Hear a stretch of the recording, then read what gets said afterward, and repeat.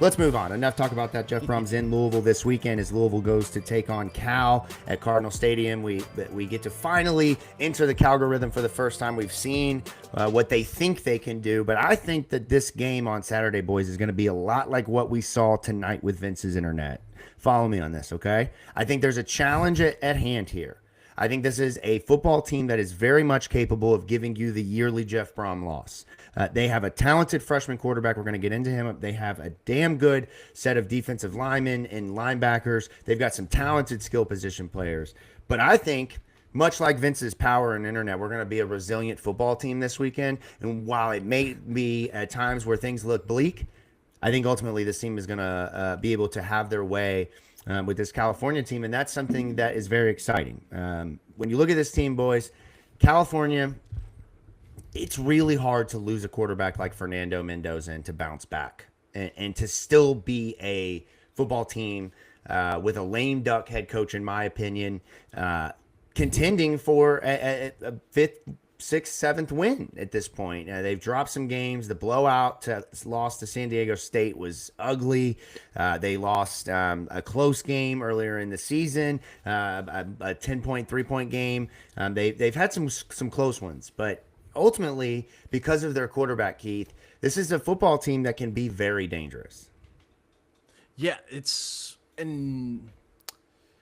unique offense. If we want to go ahead and dive into sort of what they do preview, like this team loves to run motion. They are motioning, I believe it was, I put the stats in the sheet, so give me just a moment. 44% of the time you're seeing motion from this Cal team on offense. And there are some tendencies that you can find out of that. I believe it's like 65% of the time when you see motion, they pass the ball. And 34% of the time you see motion, it's a pass going to the motion man. Those stats, courtesy of Statso War, Parker Fleming on Twitter. You probably recognize him as the did we get beat that badly graph guy. But they love to use motion and they love to pass the ball. I believe JKS right now, 8th most pass attempts in the country as of right now. And a sort of bugaboo for this Cal team, though, is that they drop the football a lot.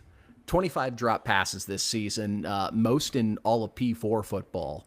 So that's sort of been what's held this Cal team back. Like, I think they've done a good job of scheming open and scheming out a creative offense to best weaponize their true freshman phenom quarterback, but the team's letting them down. Yeah, I mean, they can't run the football. Second worst running football team in the nation. And of course, when you lose a guy like Jalen Ott, we talked about this a little bit, Vince, before you jumped on. I mean, it's tough to bounce back from that. You had Jalen Ott and Fernando Mendoza last year, and now you're talking about Kendrick Raphael, who is a good running back, but he's not the same kind of guy as Jaden Ott was, as Ott was, and also they don't have near the talent around him, in my opinion, is what they had last year. And I think that shows in their running offense. It is Sagu Palatelli or nothing. That is it. He's either throwing the ball or it's nothing, because they have no other form of offense unless it's in short situations, on a 3rd and 1, 2nd and 1 type of situation at all. And quite frankly, I would have pulled this quarterback already. I mean, he has 9 interceptions on the year, and it's like, is there just nobody better on your all's roster that you can put in the game? And that also, like, the 9 interceptions also scares me in a way, because he's a true freshman and clearly has no leash. So that means, like, he is going to use any and all athleticism. I mean, he can move around in the pocket, not afraid to use his legs. He has negative 96 rushing yards on the year, but that's probably due to a lot of sacks and stuff. But yeah. Sacked 21 times. Still capable, year, I believe. Exactly. Still capable of using his legs. He's not bad by any means. It's just, I would have pulled him by now. I mean, he's got 9 interceptions on the year. That is a lot. You say that, but there ain't none better behind him, my friend. They brought in Devin Brown. It's Cal football. I'm shocked they have a football team. There's like they brought in an Ohio State things quarterback. that they can do. Isn't he like number 37 or something? He's got a weird number, if I'm not mistaken. But they brought in an Ohio State transfer. You're thinking of Bear Bachmeier at BYU. Oh, I know him. He's 47, which is freaking awesome. Love it. I hope he keeps that. But no, Devin Brown is their backup quarterback. He's played a little bit sparingly this year. I mean, look, Vince, it's as if Lamar didn't have Kyle Bolin and Reggie Bonifant that first year. I think if Bobby only had, let's just say if Bobby had Adam Froman and Lamar Jackson, he would have played Lamar Jackson all season long. And I'm not comparing JKS to Lamar Jackson. I'm simply saying they know they have a dynamic freshman who they did moved hell and earth to get into their program after enrolling at Oregon. And now I think they're giving him the opportunity to develop. It's that whole Peyton Manning threw 18 interceptions in his rookie year type of thing. You know, at some point, a freshman's going to be a freshman. And they're putting a lot on him, throwing the ball, 30 times a game? I mean, it's just, yeah, right, exactly. For a freshman to be asked to do that much, it makes sense that he's turned the ball over at that rate, in my opinion. Yeah, that's just bad coaching. That's just no doubt. That's just bad coaching, in my opinion. You're putting a kid out there to fail. Here's what it is. It's Justin Wilcox in a lame duck year doing anything he can to save his job. That is what this is. Yeah. I would argue Justin Wilcox got a vote of confidence from Ron Rivera. Let a kid go out there, take his lumps, grow, and actually develop. And then look, if making a bowl game, are we taking those? Are we taking positive positive bumps from Ron Rivera as like a badge of achievement now? Well, he's their GM. So I know, but I'm not taking that as a badge of achievement. Ron Rivera is just not a good football coach. It's not a sign of achievement. It's a sign of job security. So yeah, I mean, he's the one making the decision, right? Or at least being involved. I don't think Ron Rivera should have a job. I think Ron Rivera should be sitting analyzing games on a TV with somebody, Amazon Prime or something like that. I don't know why he's around football to begin with. Riverboat Ron? What you mean, man? What you mean? You don't want Riverboat Ron? He got ran out of Washington, dude. What are we talking about? He wasn't a good coach there. No, you're totally right. But I mean, look, this is a guy that, in their opinion, I mean, I joked at the beginning of the year, how long until Ron Rivera makes himself the head coach? It's a Stan Van Gundy, Pat Riley type of situation, again, with an NBA reference here. You've got a guy who thinks, I can coach better than him, as the guy with the powerful decision-making ability. And I'm honestly surprised. Andrew Luck just did at Stanford.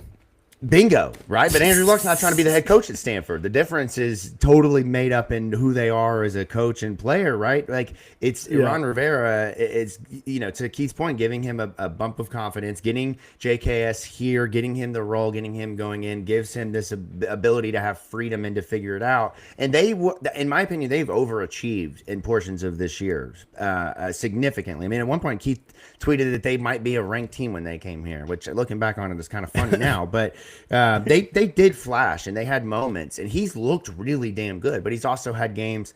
I believe it was the Texas Southern game where he threw 3 interceptions, no touchdowns. San Jose State was a bad one. He's had several games this year.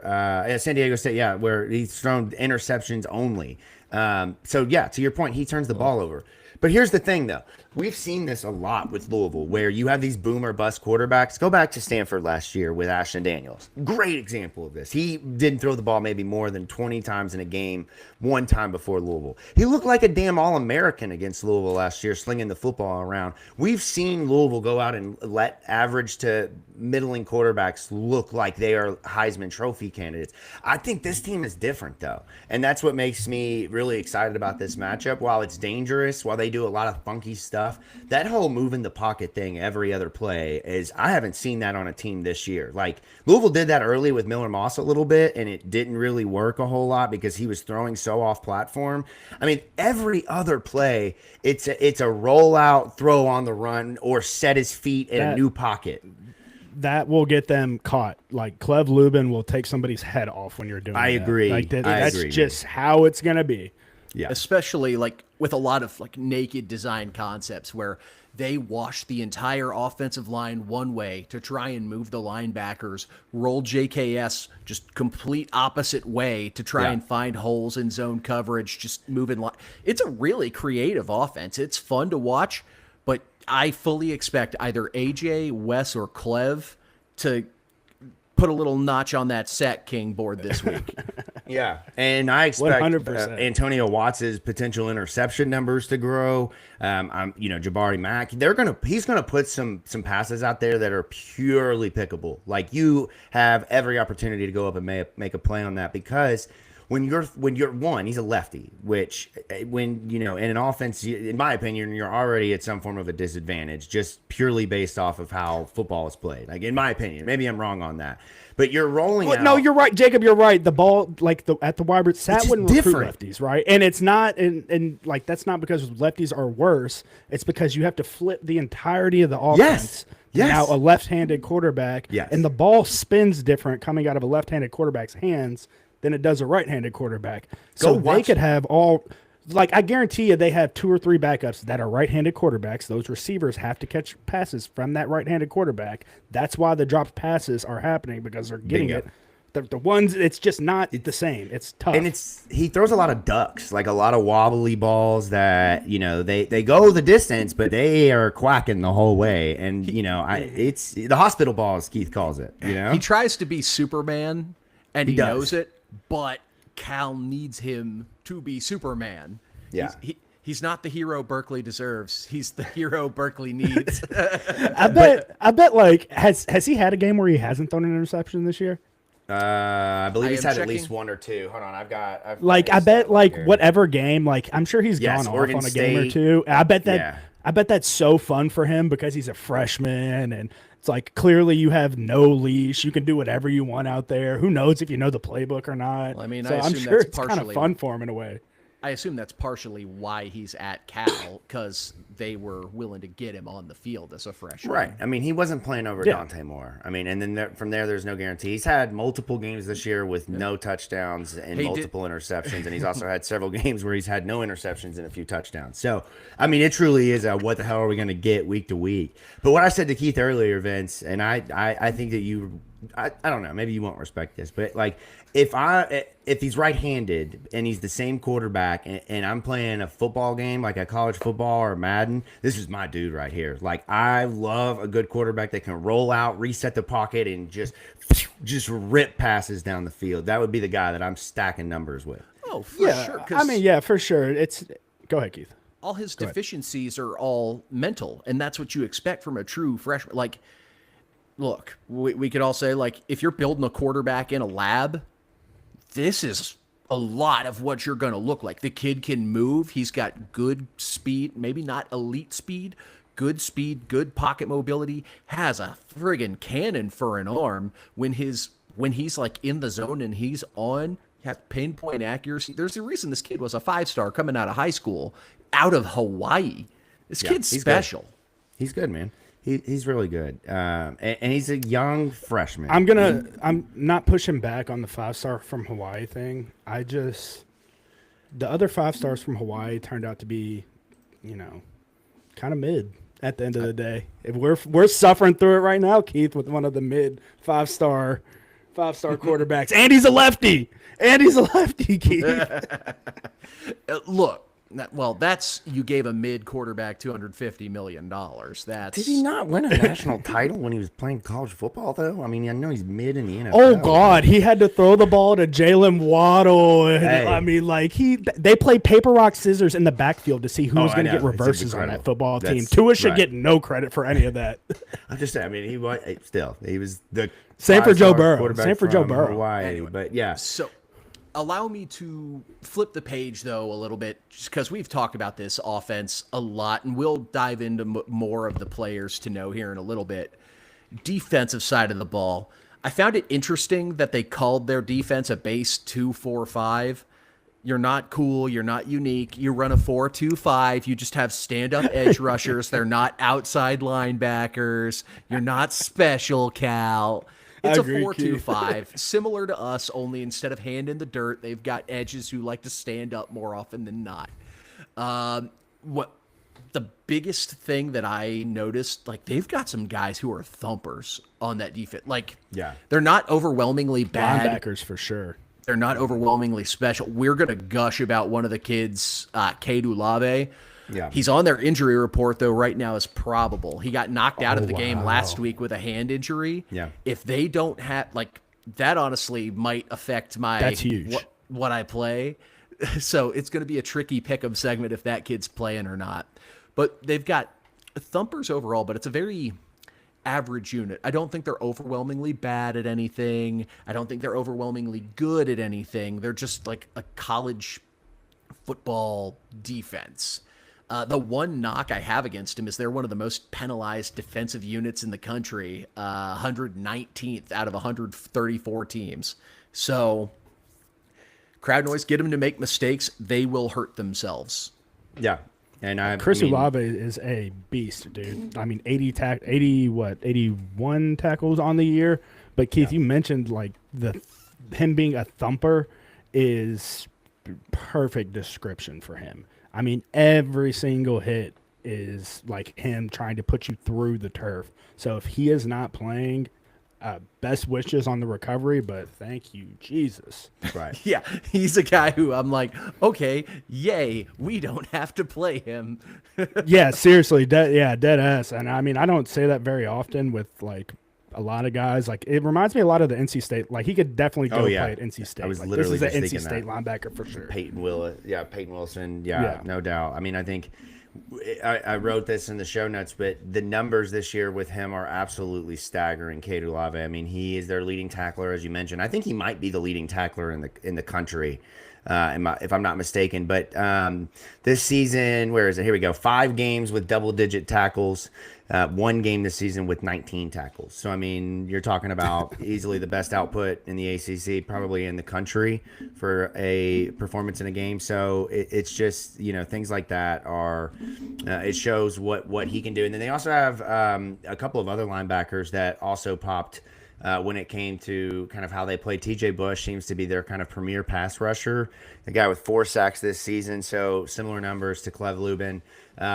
29 tackles on the year, and again, if their defensive linemen are going to kind of be of the mold of what we saw under Brian Brown, where they're really just meant to stuff and make holes and open up for linebackers and for the edge rushers or stand-up linebackers, if you will, to make plays. They're not going to be guys that get a lot of sacks, a lot of tackles. They do. I think their leading defensive lineman is 34, 35 tackles. So. Not by any means a poor performance, but they're really more so going to be able to open things up for the rest of them.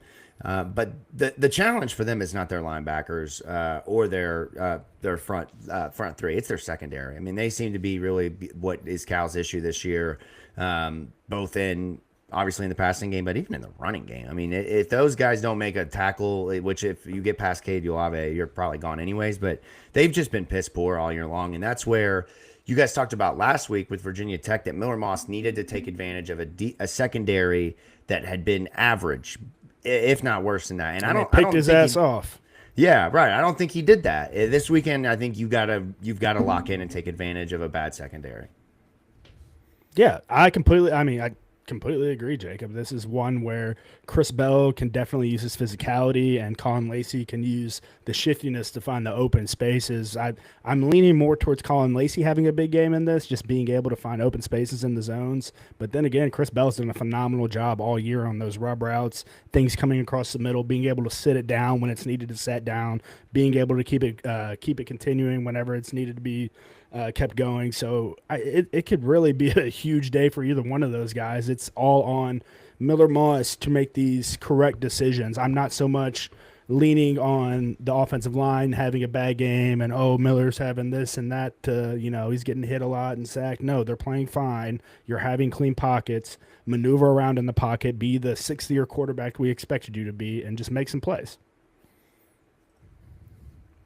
Yeah, I got nothing to add. Like, you would. So I feel like this sets us up perfectly to go ahead and transition Cal players to watch.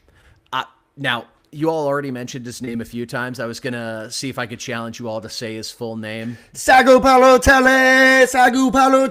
It's like a soccer chant. That's all I want to do when I hear his name, man. It's a great last name. Like, it's an absolute bop of a last name. I'm not going to lie. I will say I was tuning into it was Cover 3, National College Football Show, like week 2 or 3, because I had watched first couple weeks of Cal because I'm a sicko watching it from morning to night.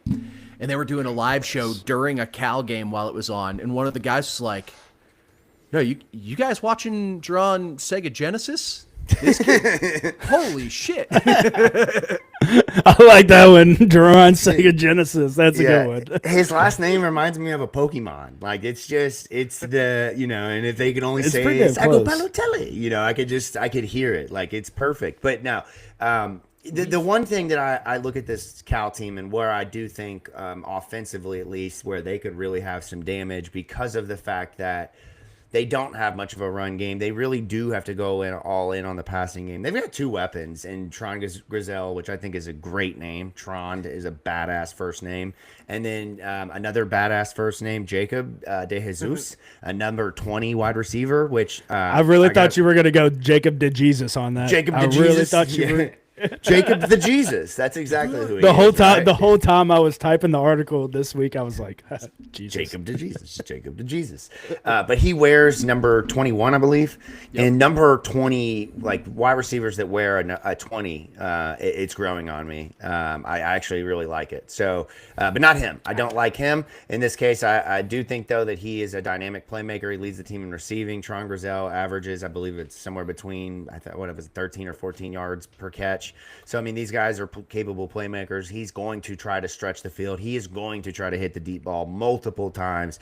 And throughout the year, if you go back and you watch the Oregon State game, if you watch the Minnesota game, if you watch some of the games where JKS had his best games, he is finding a rhythm and connecting with these two early and often, and then sprinkling in Kendrick Raphael in the passing game and Mason Minnie, the tight end. And that's really where they can start to kind of throw it around.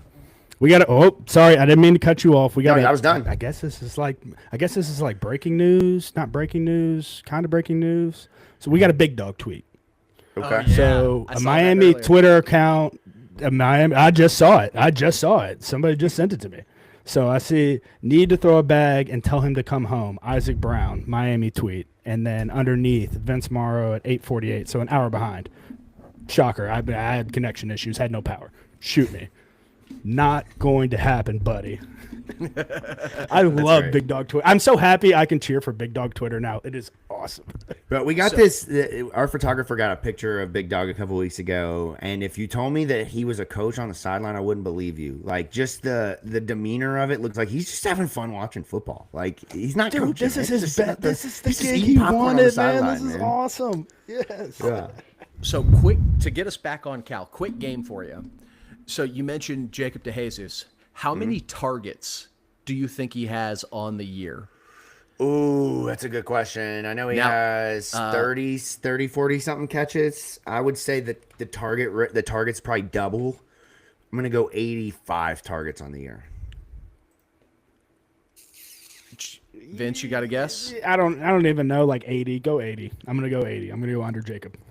Both of you were too low. 90 targets on the year. Yeah. Jacob De Jesus is by far the favorite target in this Cal offense. If we don't hear his name, 57 receptions. Yeah. I mean, look, if my numbers are correct, I track targets week to week. Shocker that I do that. Chris Bell has 56 catches on 85 targets if my math is correctly. Really? So, wow. Yeah, and again, if my math is correct, that's not always to be trusted. But I do really look at that week to week, and I do track the targets because I think it's really interesting. The next closest for Louisville is Colin Lacey at 60. What is Tron Grizel at for Cal in targets, Keith? Well, give me 30 seconds. Okay.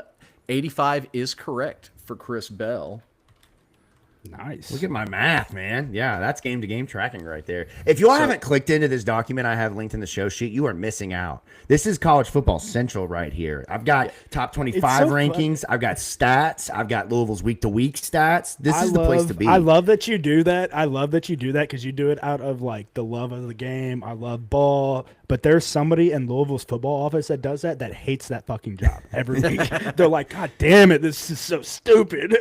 Yeah. Tron Grizel has 56 targets. Okay, so it's literally just like Chris Bell and Colin Lacey. It's identical. It's the exact same, but Tron Grizel leads them in receiving, if I'm not mistaken, right? And then it's Jacob De Jesus, or do I have that backwards? I think I already said 34 catches for 528. So okay, I've got it backwards. Yeah. So, anyways, they're really both go-to guys. I mean, obviously, you see the numbers there for De Jesus, and he is a guy that they're going to get involved in a number of ways. But Guys, I have been waiting to get on the show and apologize because several weeks ago I put some disrespect on Jabari Mack, and that is on me. Like, I got to eat crow on that one because Jabari Mack has been freaking awesome, man. He has been so damn good. I'm excited to see him match up with these guys. Tayon Holloway has been really sneaky good. Like, he's not game to game, like making a lot of noise. He hasn't really gotten involved with, with interceptions, but he has made plays. And these corners have really stepped up to where Ronnie Johnson has like one tackle on the season. He has barely played besides special teams, and they haven't really rotated a lot of other guys. It's just been kind of the big three at corner between those two, and then whoever it is that does rotate in. It's been impressive. Yeah, Jabari was actually in the chat last week talking about how, he's like, I can't wait for this Jacob Lane guy to show back up on the show so I can finally talk shit and hear him eat crow. So, I mean, it's nice that you did that. No, I'm glad that he was motivated by my hating. But, I feel a lot better about Louisville's corners than I have, or I should say as I did at the beginning of the season. Obviously we talked a lot about that. But those two guys can be dangerous, and we've seen this year. Lewis Bond had a good game against U of L, caught his first touchdown of the season.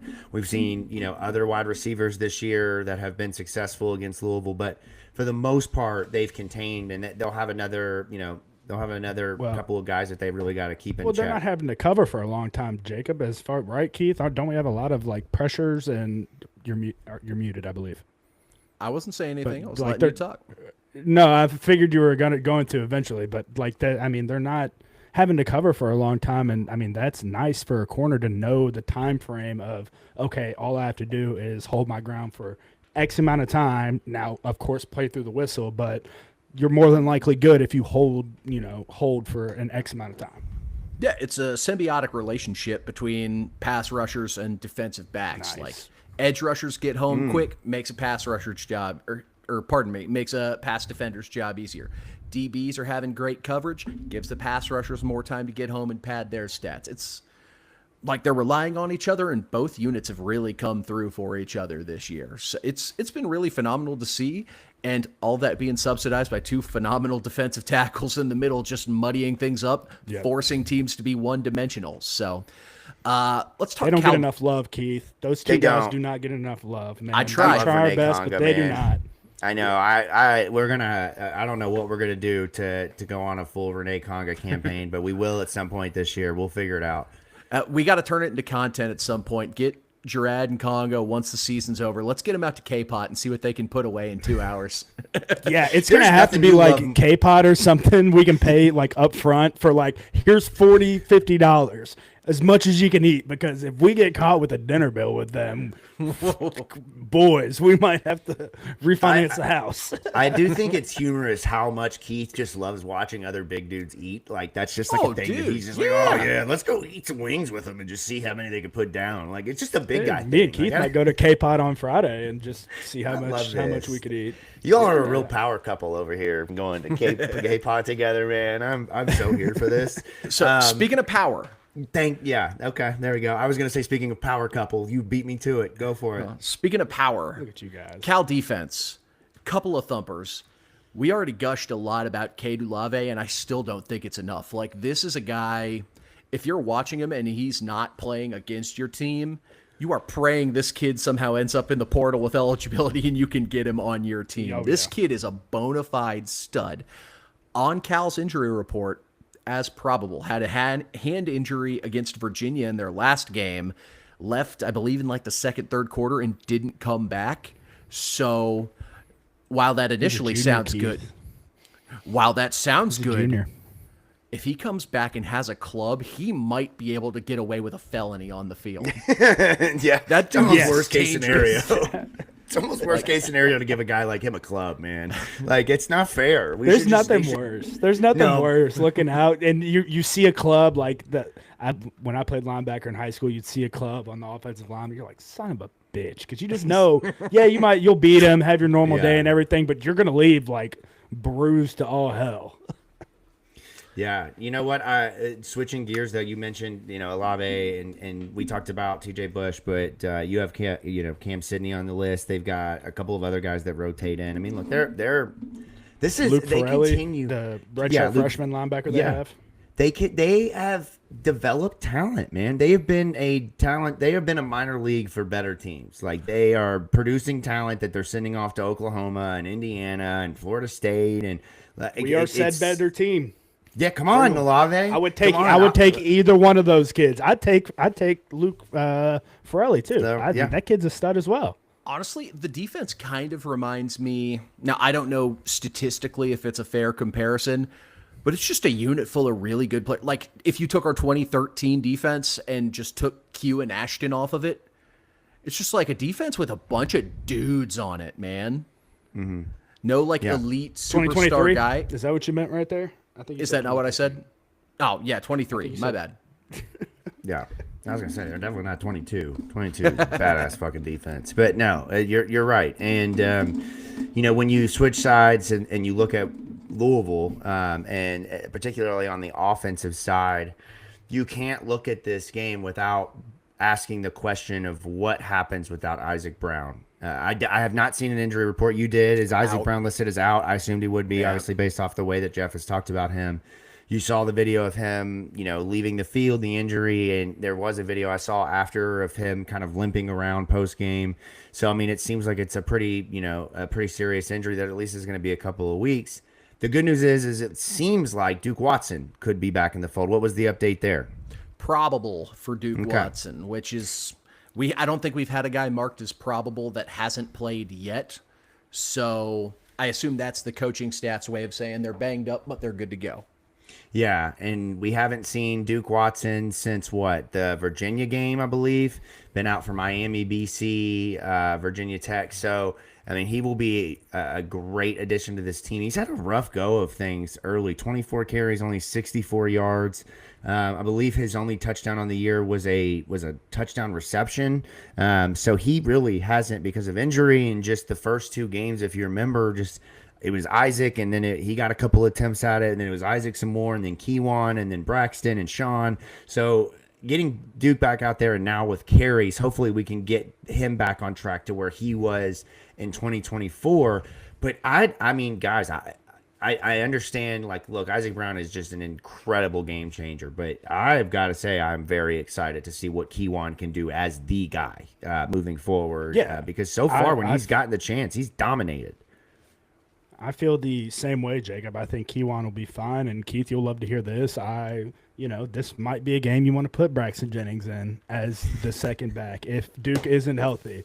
You'll love to hear me say that, Keith, because I mean I don't look at Cal as... The amount of time you all spent talking about that a couple weeks ago, I'm like, all right, just freaking move on, guys. Get over it. He's not playing. Yeah, but there's a big difference in my opinion in playing him against one of the better teams, or Miami, or it's just funny anybody that like that, Virginia. But playing him, it's a logical position where we found ourselves in this weekend. Like if Duke is probable.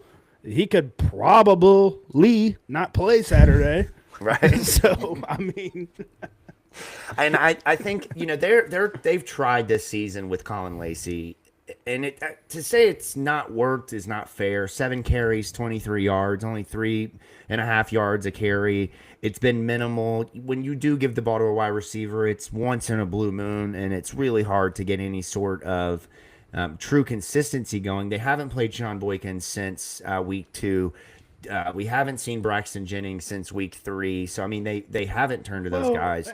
My thing is, Jacob, get Lacey the ball in these Tutu Atwell, jet pass situations where Miller's not necessarily throwing the ball downfield. You can get him going in motion, get him going in a flying motion behind the line of scrimmage or behind the quarterback, behind the running back, and hit him on a bubble screen or something like that where he's catching the ball in open space. I don't think Lacey has the ability to be able to read between the tackles. I agree with you, and I'm pretty sure what did I say there was? 7 carries. It's been the same 7 play, the same play 7 times. I don't think there's been any variation. It starts out with Colin as a wide receiver. He motions into the backfield and he runs a sweep, runs an outside zone. It's the same thing pretty much every time. The defense is like, oh wow, you gave the ball to Colin. Didn't see that coming.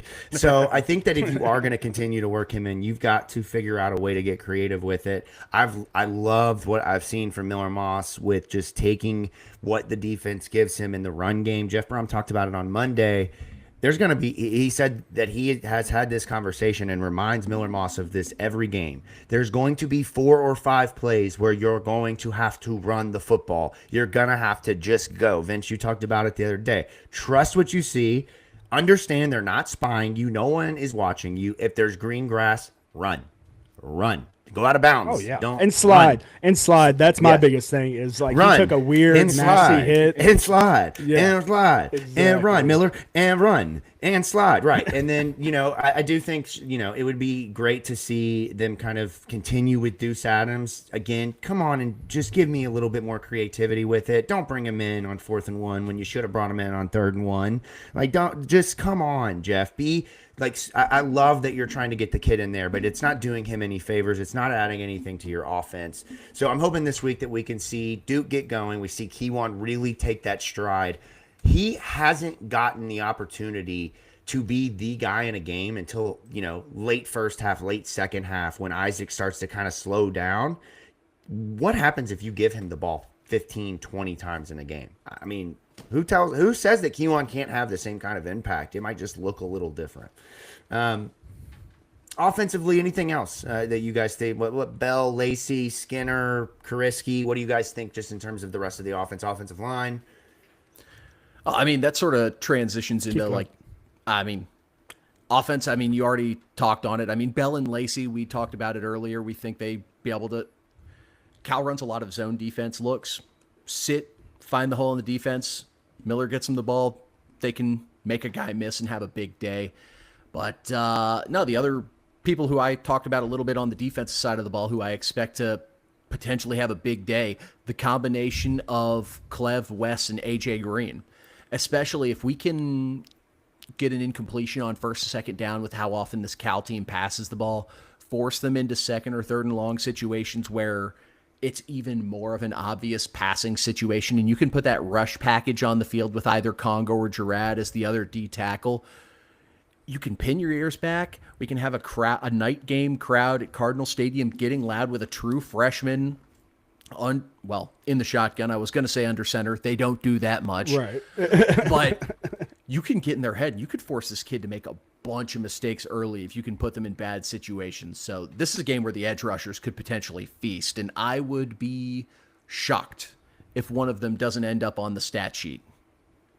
I'm sticking with the defense as well, Keith. I'm going to say that it's going to be a battle for the DBs right here. You're going to want to have an eye on them, that nobody – seeing that 9 interceptions going into the game and watching the film, it could be enticing for a DB to say, to get a little bit outside of the defensive playbook and maybe do a little bit of hero ball and try and make a play where they think a play is, but a play is really not. So that's something that I'm going to be watching. Just play your normal deal, be where you're supposed to be, follow what Coach English is calling on defense, and, the plays will eventually come to you. So I have going to Jacob snuck away. Did we lose Jacob? All right. Yeah, I think we lost Jacob for the night. So we're going to go ahead, move it over. Key matchups, and we talked about it a little bit. And one of the things I highlighted, He's back. You didn't lose me for the night, man. I just needed to refill real quick. We don't have, now that we don't do the show recorded, I can't say, hold on a second, I need to get another Surfside. I have to just get up and get a Surfside. And I hid myself, thinking that you two would just keep going, and you did until right as I'm sitting back down. The cat's out. We're deer in the head. We're deer in the headlights. We were like, where'd Jacob go? I was like, I got to filibuster a little bit longer so Keith can figure this out. We're good. We're back. All of us are here. We're still trying to work out the kinks of the 3 of us being on a show again. It's like where are the buttons? I don't know how to do this. If this were a 3-man weave, we would have threw the ball away the first rep. Had to do some suicides, but we would have got it on the second go. You got to invest in the desk side mini fridge. Best investment I ever made. Can you bring that up? Can you tell my wife that? I'll have you come over and have that conversation with her. Be happy to. I've worked in sales the last decade plus. I got this. But we were actually just about to transition into our keys to the game primary matchup segment. So what's the most important matchup that we need to win in order to come out with a W. I will go ahead and start while Jacob tends to some kitty issues. And man, I missed having him on the show. That's great. Right? I love it. I think my key is going to be in the trenches. Of course, most expected answer from me.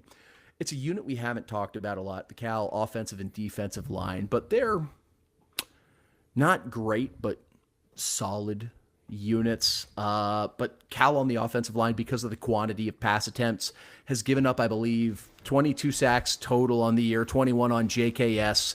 They are 24th in sacks allowed in the country. So again, being able to create pressure on a freshman quarterback at a hostile road environment to get them in the hole and behind, that's going to be very important on the offensive side of the ball.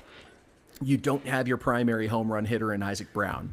Can the offensive line generate enough of a push against this Cal front seven, or front two, since they want to be special, and create a run game for us with Keywan and not quite 100% Duke? And while I think they're both hella rushing backs, Isaac Brown's obviously just a special difference maker in the running game. Can you do well enough to establish the run and not rely on Dr. Jekyll, Mr. Hyde, or as I dubbed it by a different name, to try and save you? Yeah. Jacob, is that the battle you want to talk about, or do you want me to go ahead? No, go ahead. Go ahead.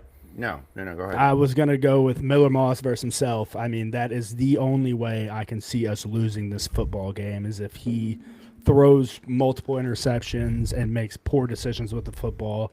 In my opinion, I thought last week was a game where he, would lock in and, have a really big day and eliminate some of those conversations, but he found a way to keep those conversations sticking around and, is fighting another week, and we're sitting here saying, which guy are we going to get? So I like that you call it Miller Moss versus himself. That's way nicer than what I put in my matchups, which was Miller Moss versus Midler Miss.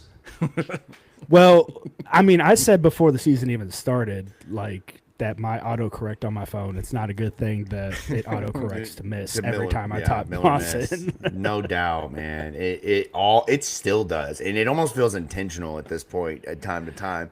The thing with him, a couple of things actually. One, not been a quarterback that Jeff Brohm chews out more than Miller Moss, and I don't know how to take that when Jack Plummer was your quarterback at one point. That to me screams like, I personally see it as Jeff expects better. He sees the opportunity for Miller every time he makes a mistake to not have made that mistake, and it drives him nuts for whatever reason. It's like, for example, the comparison between my 8-year-old and my 4-year-old. The expectations that I have for them are very different, right? Jack is the 4-year-old in this case, and my daughter would be the equivalent of Miller, in that I just expect more out of her. I expect certain things at 8 years old that I don't expect out of my 4-year-old. And maybe Jeff sees it differently. I don't know, but he seems to be very tough on Miller, which I kind of like. You would think it would be opposite of that, because Jack was the guy that, has already been in the playbook, my offense, things like that. But I think that's a testament and speaks to how good of a football coach Jeff Brohm is, because he knows, okay, he's been with Jack before. He knew I can't go at his throat every single time. I can't come after him and bark down his neck every single play, because he might be a player that shuts down whenever you do that. Whereas with Miller, I might be able to get in his ass all I want, and he's going to go out there, look me in the eyes, say, yes, sir, turn around and command the offense. So, I kind of lean more that way, that Jeff knows his football player and knows, okay, I can lay into Miller a little bit more than Jack. Well, that's kind of funny, because I remember earlier in the season, Coach Brohm had a presser where they were talking about it, and it's like, so I've had to adjust my coaching style, because some guys, you can't lay into them as much because they shut down. And it seemed like he was talking about Miller. I think he's just worn his patience out. Like, I've tried gentle parenting. The shit's horse shit. We're going to do it my way now. Yeah. I could see it either one of those ways, man, for sure. It's tough because, again, just like with Jack Plummer, your team, it record-wise, is much better than your quarterback play. And it's really hard to say, Tyler. I Either one of know, those years. right, Either one of those years. exactly. But and that's the hard part here, and it's a conversation I don't want to have tonight. But I think it is the big knock on Jeff so far in year 1 and year 3 is not having another guy ready to go and not having somebody that can push that guy. It's a lot like when Malik for 2 of those 4 or 5 years, just there was nobody pushing him. Like we were complaining about a backup or or a walk-on or Evan Connolly pushing Malik Cunningham, and it's like, come on, it's not happening. I really hope that Jeff is using Deuce and Brady Allen to push Miller, but at some point, man, like with your quarterback, if he can't make the plays that you need for this team to be what it is in your mind, at what point do you say, I gotta find something else? And I'm not saying that that's where Jeff is, but the mistakes that Miller Moss has made have not been oopsie. They've been bad. They've just been like Jack Plummer bad almost. And Jax was like, oh shit, you thought you were throwing the ball over that linebacker that was 2 feet in front of you? No, you weren't. This one is like, Miller, bro, that you can't throw that ball. What are you doing? We all know the one last week was bad. And there's been a couple of those this year. The Virginia touchdown that I talked about earlier, where you're falling to the ground and you just chuck it. Like, what are you doing? You cannot lose games. EKU, the first game of the year, trying to squeeze those two hitch route that he Yeah. So I'm with you all that Miller has gone, talking about Jeff, has gone kind of up and down, and that's the hard part. Is we think we're getting to where we're starting to see him really crescendo and hit his momentum and really get into a groove, and then he throws an interception, and they have to come back and win, not despite him, but despite his turnovers. I think we've passed the point of having this dialogue at this point. Like, if we were going to make a switch and say, screw it, this is a developmental year, it should have been after the Virginia game. And much like 2023, we're victims of our own success. That's we exactly can't right. develop because we still have everything within our reach.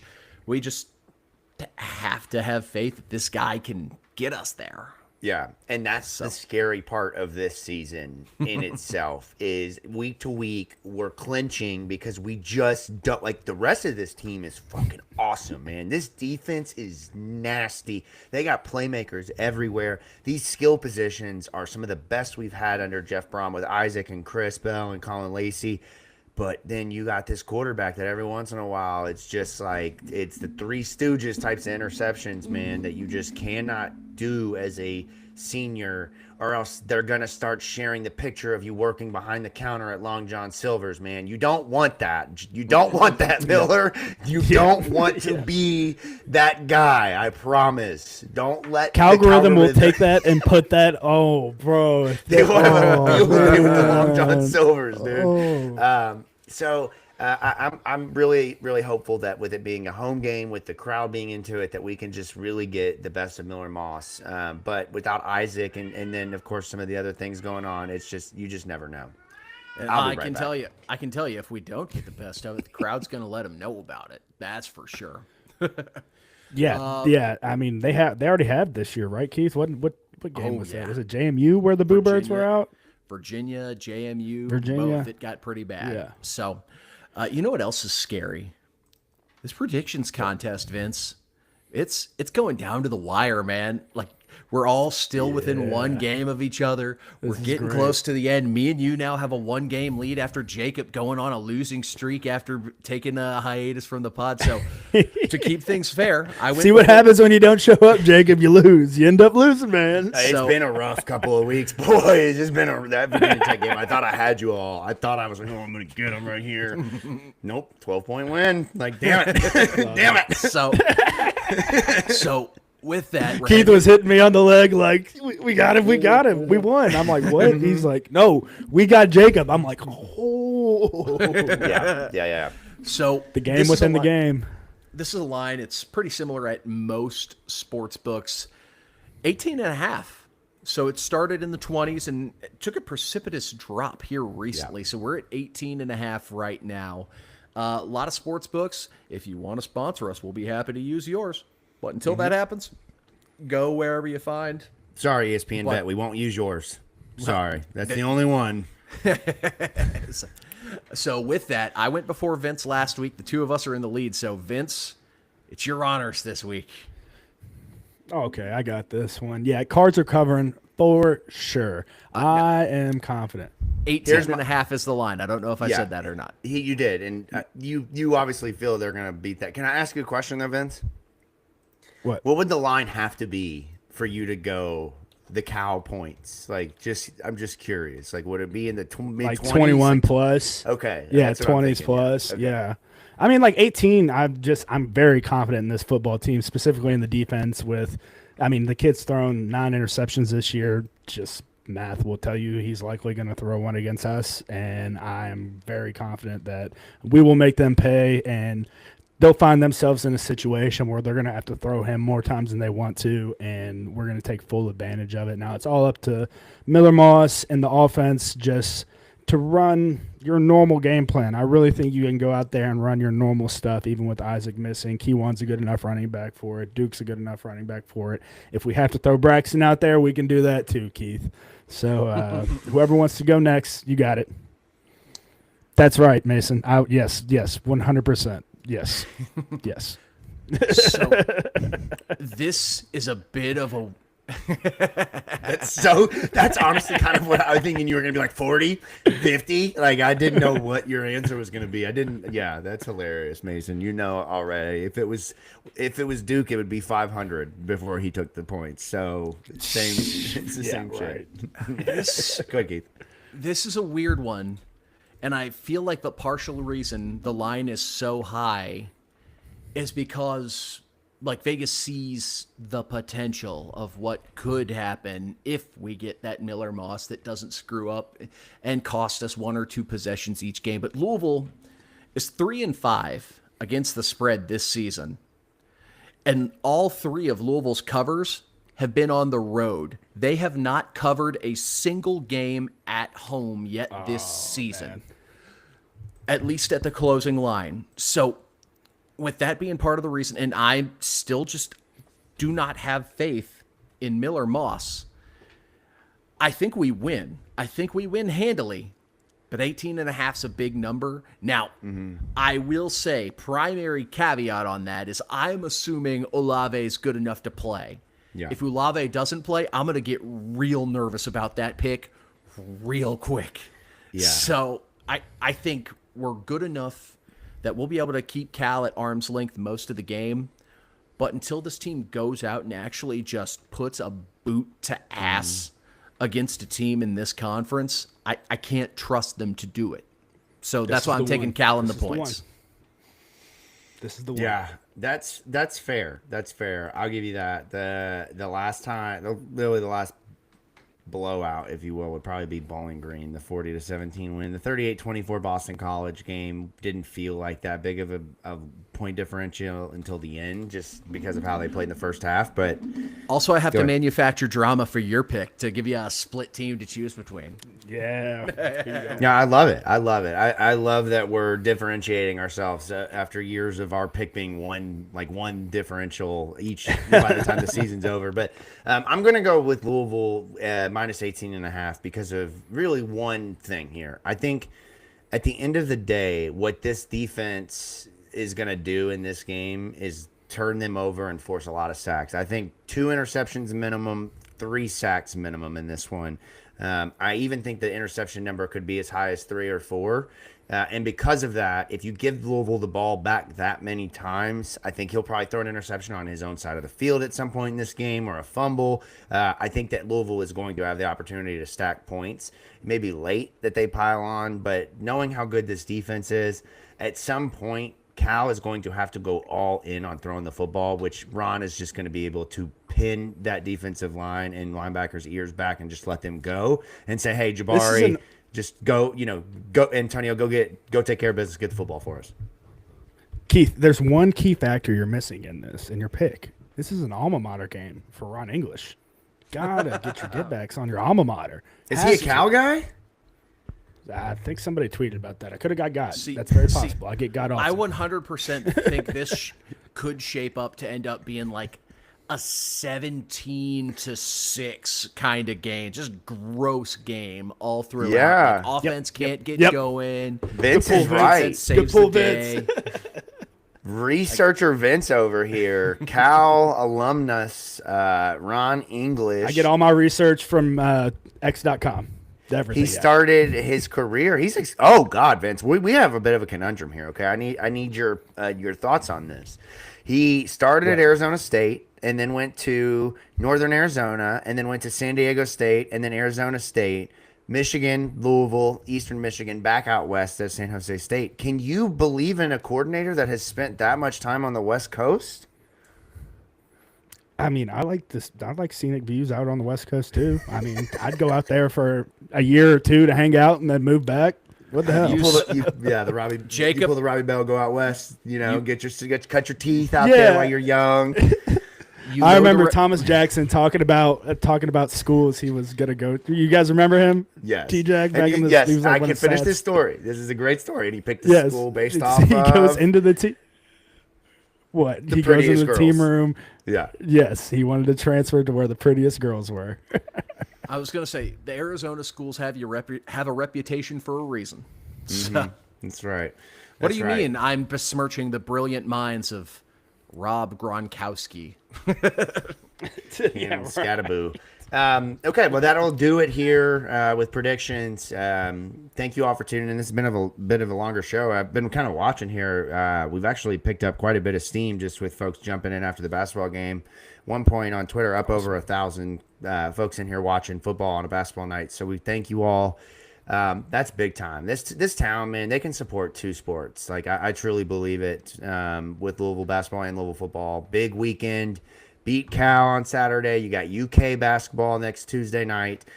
So get out there. Like I said earlier, make a difference. This Saturday night game.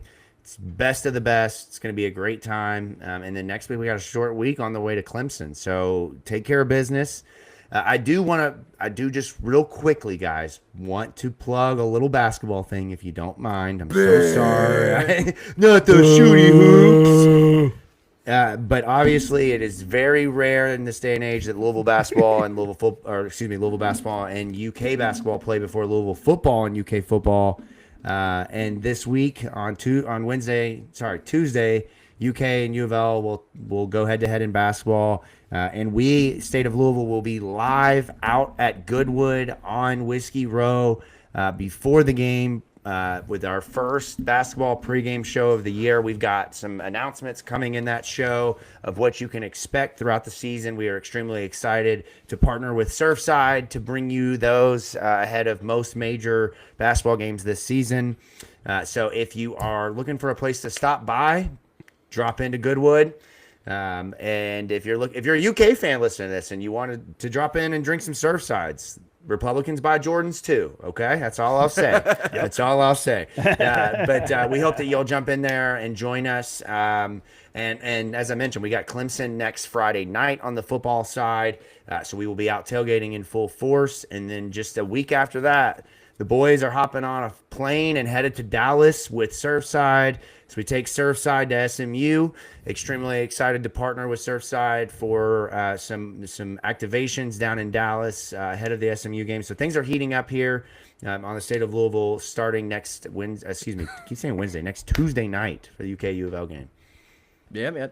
Hey, that's how you get me to watch basketball. Just throw a party, and I'm there. Yeah, yeah, that's exactly right, man. And it will be that exactly. I'm really excited because this basketball season starting out has been a lot of fun to watch. And I want to tell you guys this, okay? This is dedication. Listen to me when I say this. I didn't watch the basketball game tonight. I prepped for our show. So I am locked in on football while also carrying basketball duties in part-time fashion. So I just want you to know. Don't Jason question. Pryor played tonight if you needed He did. He did. And people are furious that Pat Kelsey continues to call him KP, which I think is just hilarious. I mean, that bothers me too. Yeah, it's like the name we don't speak around here. So All right, last thing before we jump out of here. If you haven't, subscribe to the YouTube channel, The State of Louisville. Follow us on Twitter at The State of Lou, at Jacob Lane 08, at producer_Keith, at Vincent Lococo, at Pink Seats Pod. Be sure to check out the socials on Instagram, TikTok, YouTube Shorts, all of that. We can't thank you all enough for consuming the content. It allows us to continue moving forward and continuing to grow. And that's exactly what we're doing here. So with all that being said, boys, any closing thoughts before we get out of here and we move into some West Coast ass beating this weekend? West Coast libs I will got have a California soft hands. burrito tomorrow. I will have a California burrito from Banditos tomorrow to start the process of good vibes. Yeah, okay. I like that. And I was going to say if we lose, you'll shove that burrito up your ass, but I don't want to put that on you. And we're not losing. Whoa. We're not volunteering me for things now. Yeah, I'm just making sure you don't go volunteering to do that. No. No. Only things. Never mind. I'm walking away from that one. Never mind. Yeah, wrap it up. Let's wrap it up. Well, not the right words either. Let's finish the show from the Pink Seats podcast. Jacob Lane, producer Keith, Vince Lococo. This has been an unhinged show. We got crying. We got the internet not working. Cats meowing. It's just been It wasn't chaotic. just internet. It was complete power. Complete power darkness. outage. That's right. But you bounce through it. The Calgorithm doesn't have anything on From the Pink Seats podcast.